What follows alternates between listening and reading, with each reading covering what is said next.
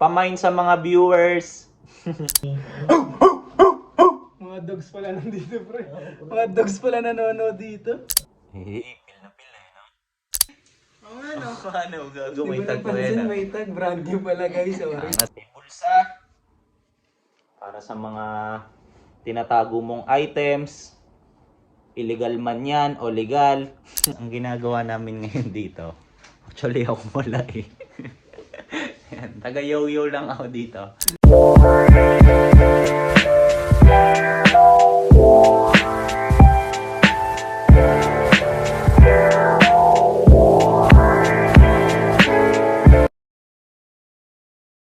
Yo! Good day sa inyong lahat! So mamaya makakasama ko ulit. Makakasama natin dito yung mga kakru ko.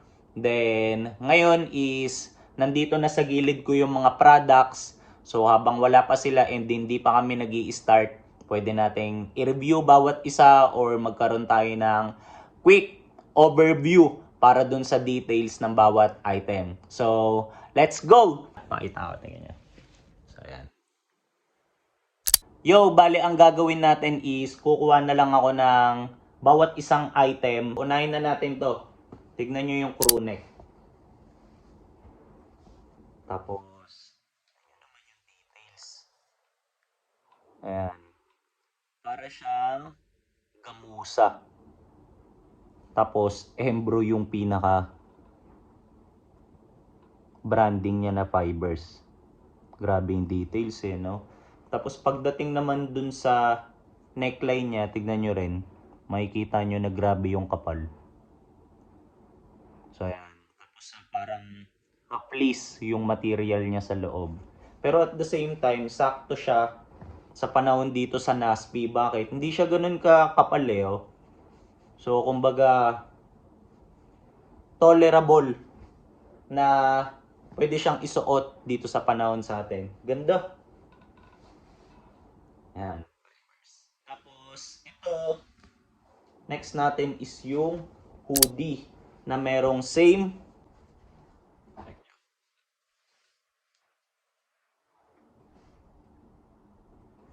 details dun sa crew neck. Tapos, yung material nung tela niya is ganun din. Tapos, dito, meron siyang parang, ayun o, adjustable yun sa baba, stretchable. Tapos, common na pocket tee, kangaroo pocket tee dito. Then, nakalimutan kong banggitin, pati pala yung crew neck kanina, meron din ganito sa handcuff. So, yan. Ganda nito. Tapos, normal na string. Angas. So, yan. Pakita natin ulit.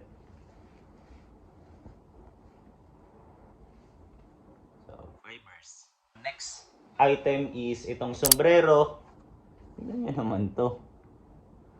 Bukod sa corduroy na, tapos ganito yung details, embro na patch, green brim pa. Angas eh, no? Tapos ang kagandahan, snapback, so adjustable. Ganda. Ganda na ito, try natin. Hey! Comment kayo kung bagay sa akin, may dumi lang ako tayo. Yung nga.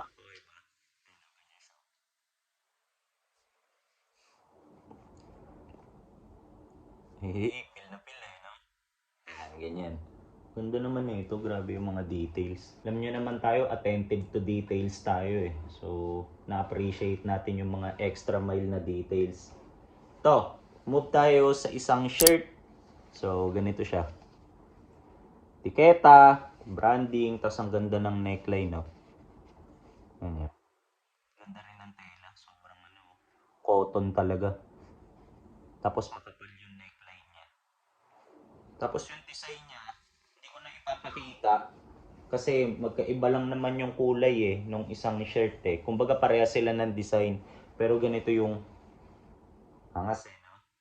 Fibers. Ayan, ganyan. Tapos ito balagbag to para sa akin. Nanyo naman. Iba't iba yung kulay nito, isang mint green, isang black, pero ito na yung nakuha ko para hindi ko nabubuklatin lahat. Unahin natin to, tignan nyo, embro ulit na minimal fibers branding. Tapos tignan nyo yung tela, kung makikita nyo. Hindi siya yung normal na sa mga t-shirt. May term sila dito nakalimutan ko lang Pero ang kagandahan dito, sobrang price ko gamitin ng ganitong klase ng tela. Ang lambot.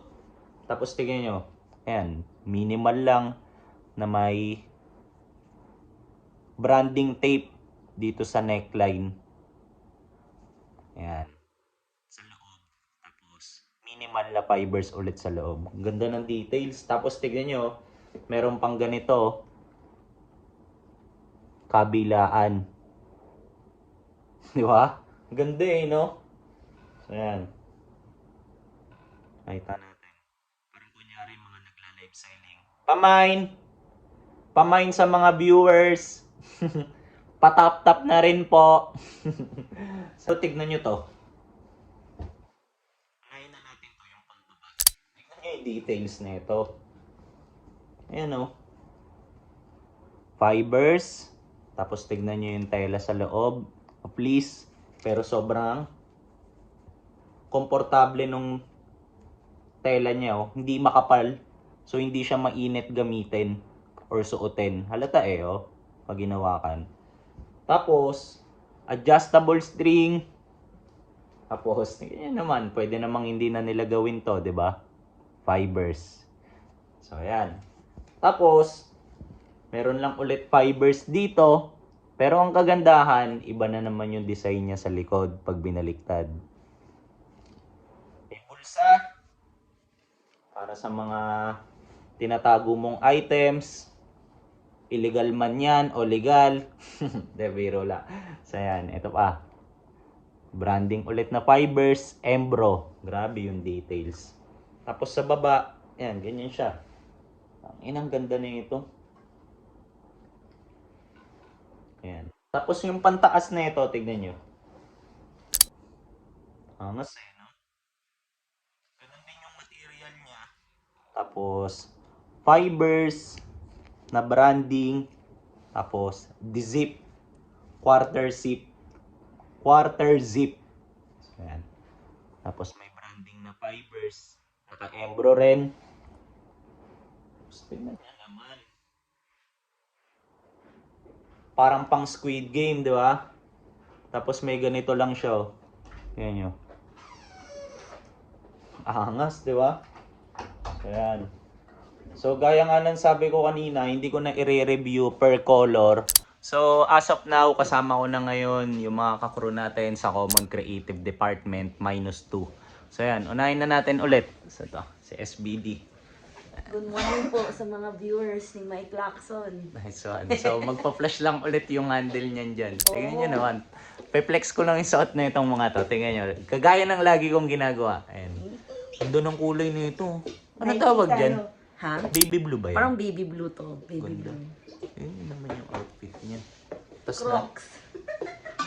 ano yung tawag dyan? Gardener? Ano yun? Di ba pero, parang may ganun? Oo, pero ang tawag dito mismo na is Crocs Dylan Clogs. Ayun, naalala ko na.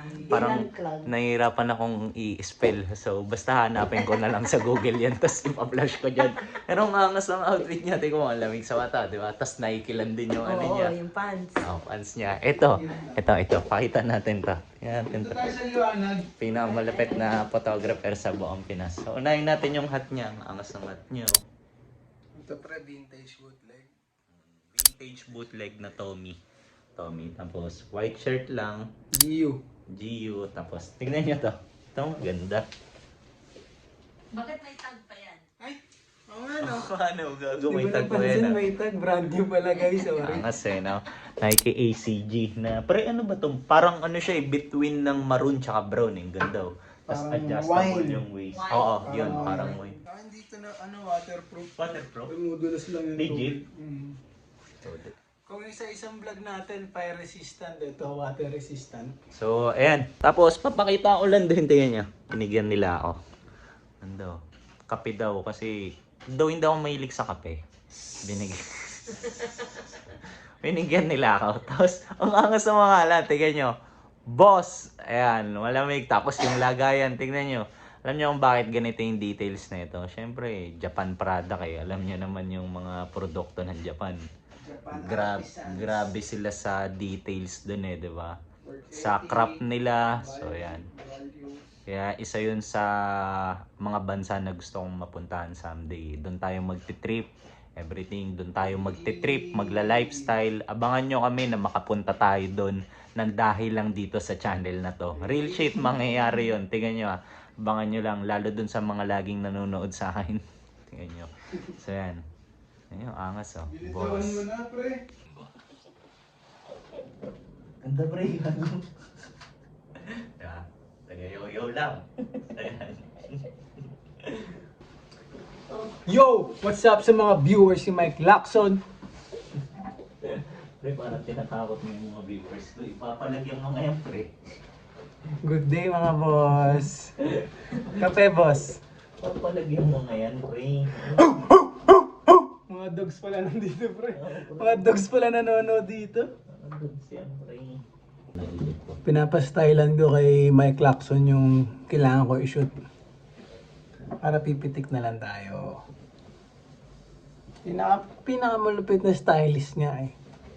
Yo! Kakarating lang nung pinakamalupit na creative director sa buong Pinas. Kamusta? So yan. Ito yung wala. Ito yung meron. Parang mas nasunog pa pag meron. Talagang dapat inaando. Yo, ayan, tignan nyo, tamang experiment kami, di ba? Ganun lang ang buhay. Pag eksperimentohan mo, di ba? Tamang life coach eh, no? Ang ginagawa namin ngayon dito, actually ako wala eh. Ayan, taga-yo-yo lang ako dito. Pinakamahalaga ang maulit. Taga-yo-yo lang ako dito. Tapos, eto magiging honest lang ako sa inyong mga nanonood sa akin palagi. Nakita nyo naman yung first part natin kanina, di ba? Na-review ko na yung mga details ng bawat product. Napakita ko na rin. So, itong mga to, bonus na lang to eh. So, ayan. Diba? Tulog pa siya nung time na yun eh. Nung ginagawa ko yun eh. Nag-meditate na ako nun. Gising Jimel Pacquiao. Tayo na aga-aga, alas 8. Pagbaba ko, may nagko-content na ako. Sayang hindi ko na-document yung paglapag ko kanina na itong mga items. So may side sa akin na medyo nangihinayang ako, di ba? So yun. Pero safe lang. At least nakapag-update ako sa inyo, di ba? So let's go! Pre, pakita ka naman sa viewers ka, pre. Ayan. Yo, what's up viewers ni Mike Lacson Vlog? Hey, Bakit may aso? Mga dogs na nga nandyan eh. mga dogs yung mga nanonood sa akin eh. Mga dogs. Ano ba yan? Mga dogs yan eh. Diba? Ang lolo-lolo ko pumapalag yung mga... Pumapalag yung mga viewers ko. Pumapalag yung mga yan. Mga magagaling makisama yung viewers ko pero pag kinanti mo, mga gumagaling yan eh.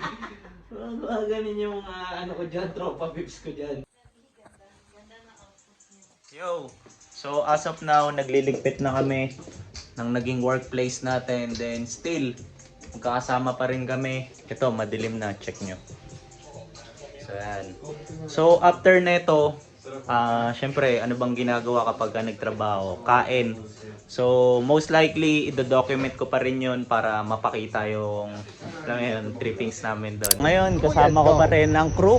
Kuya Doc. FT na kami. Kuya, Then, tignan nyo naman yung outfit ko overall. Doon sa Chinook. Tapos gamit niya rin Kuya Doc.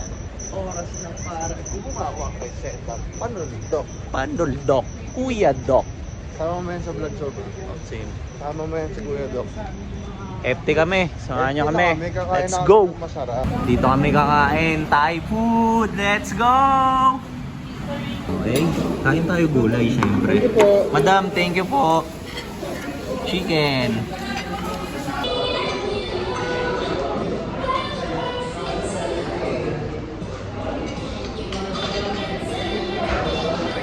Tapos na kami kumain. Then, nakauwi na rin si Johan. Hindi ko na na-videohan. Kasi, alam niyo yun, nakalimutan ko na eh. Then, tatapusin ko na rin yung vlog dito. So, sana nag-enjoy kayo. Then, kung hindi, wala akong magagawa doon, di ba? So, So yan. So ang mga kasama ko na lang si SBD and si Vision Vulture. So ngayon medyo alam niyo yun, mabigat yung tiyan kaya naglalakad-lakad kami. So yan. So check nyo Fibers sa IG, FB, mag-shopping kayo sa kanila. So yan, para kunin nila ulit kami, di ba? So yan. See you sa next kong upload. Let's go! Fibers!